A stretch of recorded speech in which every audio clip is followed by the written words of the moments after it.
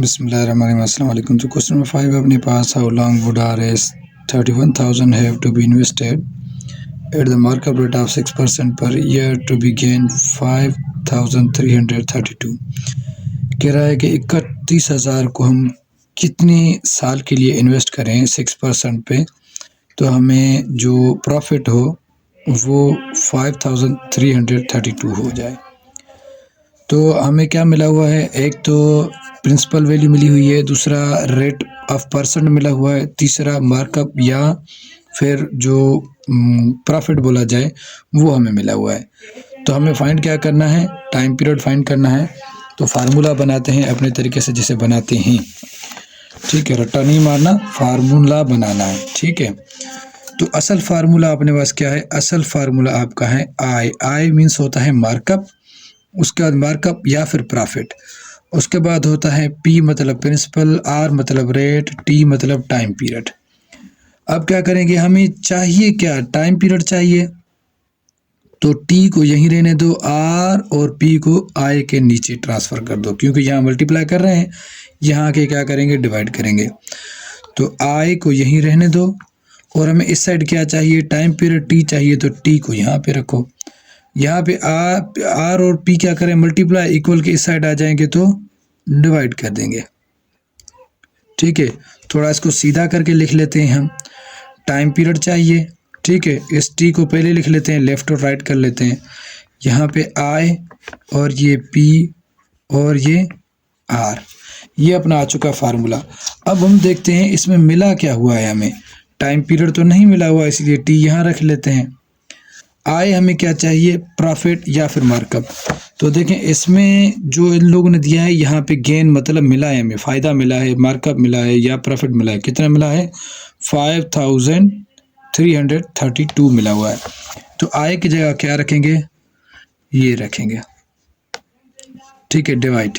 अब रेट क्या है अपने पास, रेट मतलब कितना परसेंटेज दिया उसने, 6% है, तो 6 यहाँ नीचे रखेंगे 6, और परसेंटेज की जगह क्या दे देंगे, 100।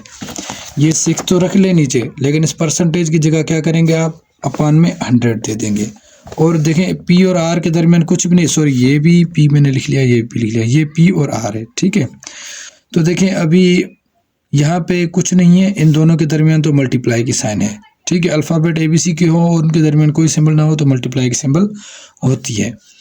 और देखें अभी और क्या मिला है, हमें प्रिंसिपल वैल्यू मिली है, ठीक है। प्रिंसिपल वैल्यू क्या है, 31,000 है, तो यहाँ 31,000 लिख लेते हैं। तो ये P है, हालांकि यहाँ पहले लिखना चाहिए था, मैंने R पहले लिख लिया, कोई फ़र्क नहीं पड़ता। तो पहले 31,000 यहाँ लिखें, या 6/100 यहाँ लिखें, ठीक है।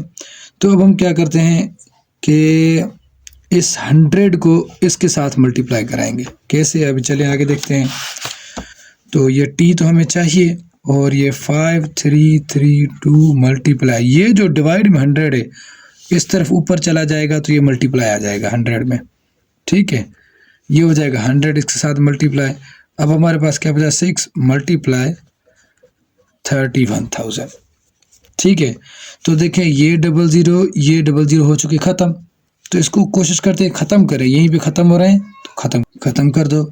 तो अभी देखिए कोई टेबल लग रही है तो लगा दो, क्योंकि यहाँ लास्ट में भी क्या है, इवन है, और ये भी इवन है, तो टेबल लगेगी।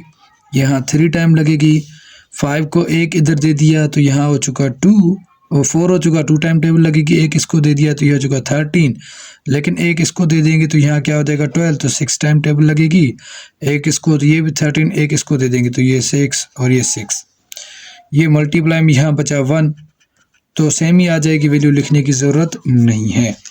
तो आगे चलते हैं मज़ीद।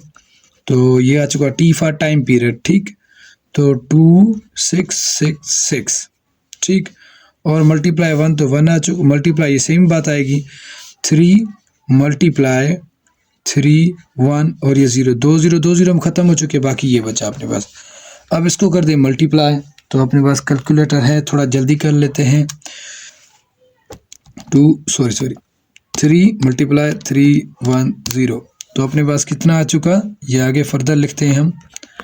T इज इक्वल टू, यहाँ आ चुका 6 और 6, ये आ चुका 930, 930। अगर हम इसको कर लेते हैं मल्टीप्लाई, ठीक है, जो डिवाइड कर लेंगे तो क्या आ जाएगा अपने पास।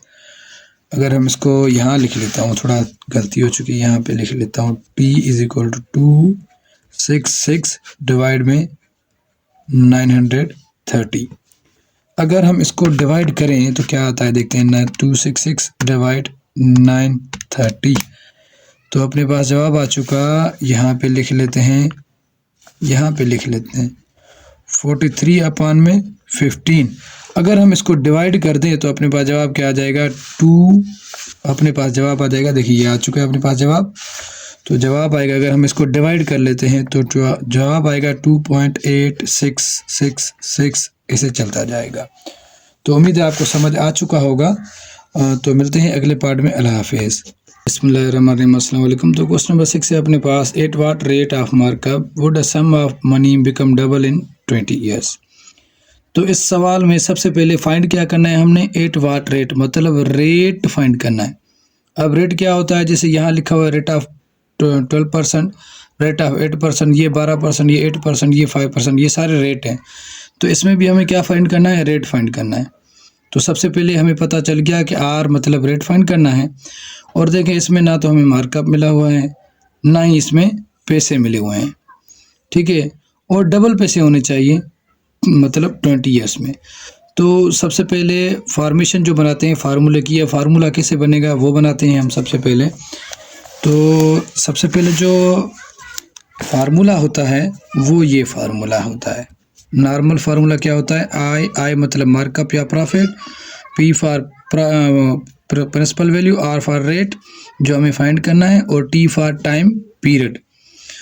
तो देखिए हमें इसमें क्या चाहिए, क्या इसमें हमें चाहिए आर, क्योंकि 8 वाट रेट का है तो आर चाहिए, मतलब रेट फाइंड करना है आर।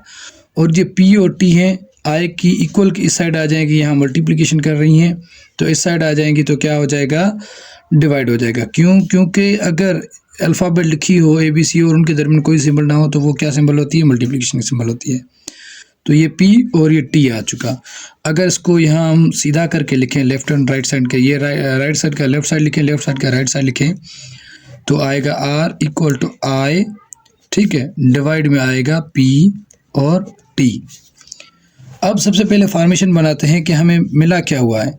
तो सबसे पहले मार्कअप, ठीक है, मार्कअप हमें नहीं मिला हुआ, ठीक है, तो हमें अपनी तरफ से कोई ना कोई सपोज करनी होगी वैल्यू, जैसे कि एक्स में, जैसे कि इसमें सपोज करते हैं बिलफर्ज हमने मार्कअप जो था वो एक्स किया, ठीक है। अब हमें कोई भी पैसा नहीं मिला हुआ, ठीक है, पैसा भी नहीं मिला हुआ, तो क्या करते हैं हम प्रिंसिपल वैल्यू को, ठीक है ना, प्रिंसिपल, अब क्या करेंगे हम इसको भी एक्स मान लेते हैं, क्योंकि ना तो हमें मार्कअप मिला हुआ है ना प्रिंसिपल वैल्यू मिली हुई है, लेकिन टाइम पीरियड मिला हुआ है। टाइम पीरियड अपने पास कितना मिला हुआ है, ये देखें 20 ईयर्स मिला हुआ है, ठीक है। मार्कअप भी नहीं मिला हुआ और पैसे भी नहीं मिले हुए, ना ही रेट मिला हुआ है, लेकिन ईयर्स मिले हुए हैं सिर्फ। तो अगर नहीं मिले तो अपनी तरफ से एक्स ये सर्च करें, अपनी तरफ से फाइंड करें, लिख लें। तो अपना फार्मूला क्या है, मार्कअप। अब आई फॉर मार्कअप होता है या प्रॉफिट होता है, तो यहाँ एक्स रखें, और पी भी अपने पास क्या है, एक्स है, तो यहाँ भी एक्स रखें। और यहाँ टाइम पीरियड अपने पास क्या है, इसमें मिला 20 मिला हुआ है, तो सब चीज़ लिख लें यहाँ पे। R equal I for profit या मार्कअप, डिवाइड में पी और टी। अब आगे चलते हैं, हम लिखते हैं इसको। तो ये हो चुका आर, ठीक, आई किसके बराबर है, ये मार्कअप के बराबर है, ठीक है ना। आई को डिनोट करते हैं मार्कअप के तरीके से, मतलब ये मार्कअप है, तो एक्स रख लेते हैं यहाँ, ठीक। अब पी क्या है अपने पास, फिर से एक्स है, और टी क्या है, टाइम पीरियड। तो टाइम पीरियड जो इसमें मिला हुआ है अपनी बुक में वो है 20 ईयर्स, तो यहाँ लिख लें सिर्फ 20 मल्टीप्लाई 20, ठीक है। उम्मीद है समझ आ रहा होगा।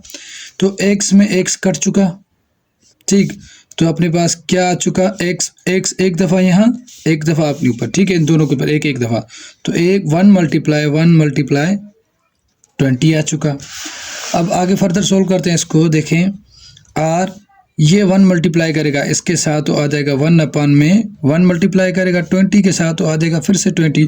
अब 20 डिवाइड करेगा 1 को, ठीक है। तो अगर 20 डिवाइड करेगा 1 को तो आ जाएगा अपने पास, देखें अभी कैलकुलेटर पे जल्दी जल्दी हल कर लेते हैं। तो 1 डिवाइडेड 20, ठीक।